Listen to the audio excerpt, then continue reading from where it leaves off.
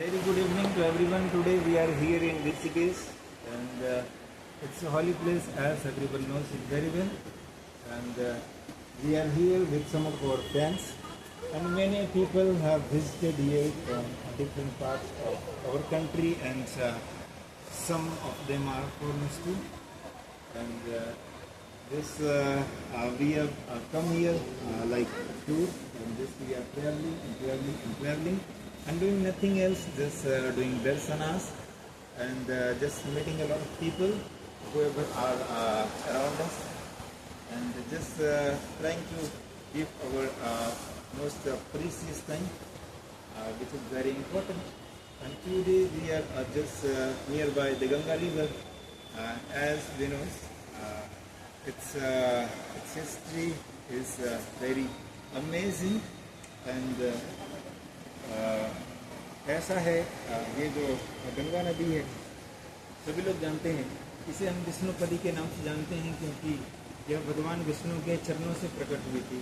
राजा भगीरथ ने बहुत ज़्यादा तपस्या किया और सिर्फ भगीरथ ने नहीं, उनके पूर्वजों ने, उनके पुरखों ने अपनी पूरी शक्ति लगा दी और जब कई पीढ़ियाँ लगातार तप करते करते करते करते अपने संपूर्ण जीवन को समाप्त कर देती है, तब जाकर अंत में राजा भगीरथ अपने तपोबल से माँ गंगा, भगवान विष्णु और भगवान शंकर को प्रसन्न करते हैं।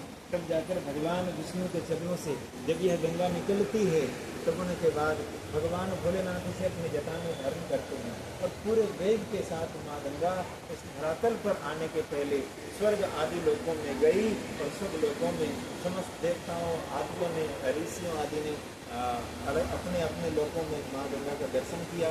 सब लोग कृतार्थ हुए और सब ने अपने अपने लोक को भी इस गंगा जल से पवित्र किया। स्वर्ग में जाकर इस गंगा जल की 4 धाराएं बट गई, सीता, अलकनंदा, चक्षु और भद्रा।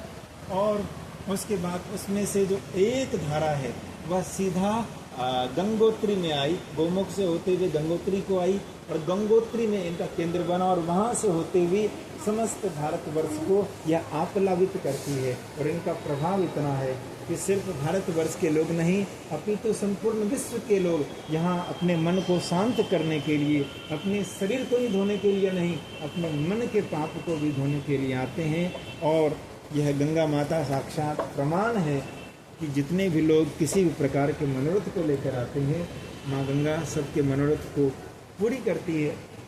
और हम सभी देख सकते हैं यह वातावरण कितना दिव्य है, यहाँ रहने वाले लोग कहीं बीमार नहीं पड़ते, उन्हें किसी प्रकार की औषधियों की आवश्यकता नहीं होती, वो हर प्रकार से स्वस्थ रहते हैं, उन्हें और किसी चीज़ों की आवश्यकता नहीं। उनकी आयु भी काफ़ी ज़्यादा होती है क्योंकि यह बहुत सारे ऋषि मुनियों की तपोभूमि रही है। यहाँ बहुत लोगों ने तपस्या किया है, पांडवों का इतिहास भी बड़ा स्वर्णिम रहा है, उन्होंने भी अपने जीवन का बहुत बहुमूल्य समय इधर व्यतीत किया।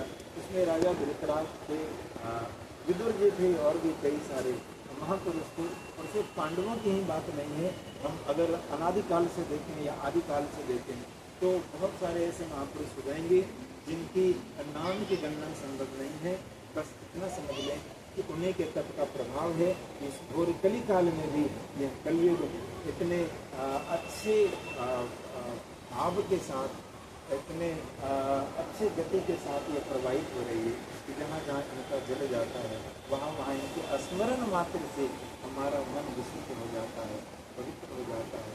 ज़्यादा इनके विषय में क्या कहा जाए, क्योंकि शब्द कम पड़ जाएंगे, भावनाएं भी छोटी हो जाएगी। बस इतना कहा जा सकता है कि माँ गंगा सबको मुक्ति देने में भी समर्थ है, मुक्ति देने में भी समर्थ है और हमारे पापों को धुलने में भी समर्थ है, हमारे जीवन को सफल और सार्थक बनाने में भी समर्थ है।